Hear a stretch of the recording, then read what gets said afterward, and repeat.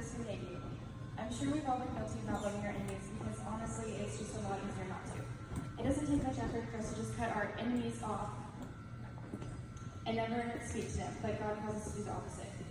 Matthew 5:43 says, "You have heard that it is said, you shall love your neighbor and hate your enemy. But I say to you, love your enemies and pray for those who persecute you, that you may be children of your heavenly Father. For he makes the sun rise on the bad and the good, and causes rain to fall on the just and the unjust." When Jesus gave this command, he realized how hard it is to love your enemies. He knew how difficult it would be to love those who speak wrongly of you. And he realized how painfully hard this command was, but he was being serious, and they cannot just dismiss it, thinking it's impossible or too hard.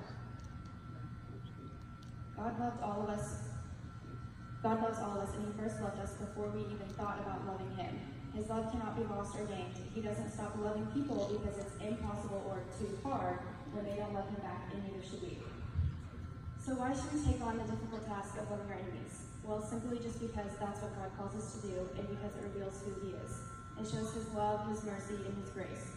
When we love our enemies, God is shining through us. We show people who he is when we love those who persecute us. Just like you can't fight fire with more fire, you can't fight hate with even more hate. It will be a never-ending cycle, and why would you want to deal with something like that?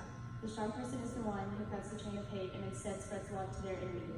Be that person. Be the strong person that ends the chain of hate. Psalm 103:10.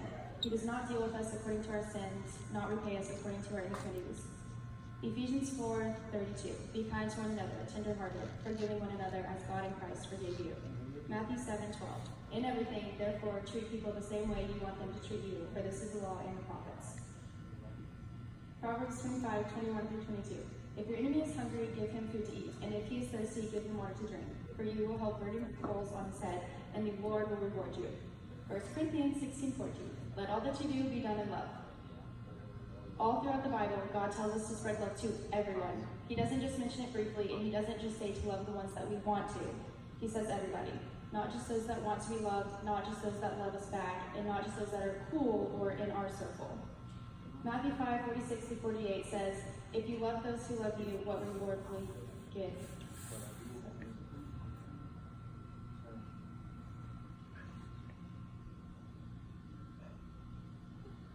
Are not even tax collectors doing that? And if you greet only your own people, what are you doing more than others? Do not even pagans do that. Be perfect, therefore, as your heavenly Father is perfect. This is all easier said than done, I know that. It's hard to love those that are hurtful. The good thing is you don't have to do it on your own. Pray for God to give you the ability to see others the way he does. Pray for him to use you as a vessel to others and to always show kindness. You will soon see a difference, I promise.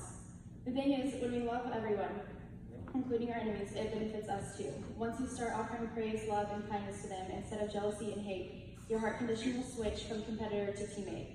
Those negative, frustrating feelings go away. Offering love to others often changes our own perspective, and we too benefit from it. Suddenly, we are no longer competing with each other, and instead we complete each other. It is so important to love everyone around you. Not only does it bring glory to God and satisfy him, but that can be what brings someone else to Christ. People are always watching whether we know it or not. We cannot decide if we influence others, but we can decide how we influence others. People get the wrong idea all the time because they see people that claim to love the Lord speaking rudely of others, being disrespectful to teachers, or simply just not loving those around them. Always spread love and kindness to people who are surrounding you, even those that don't want it and even those that don't love you back. You never know how badly they need to hear kind words or how badly they need to be loved. Have you ever heard the saying, hurt people, meaning that those that are hurting others have probably been hurt themselves? Walk in your faith and be the person that loves the hurt people. Be the person that shows them God's light, and be the person that they probably need.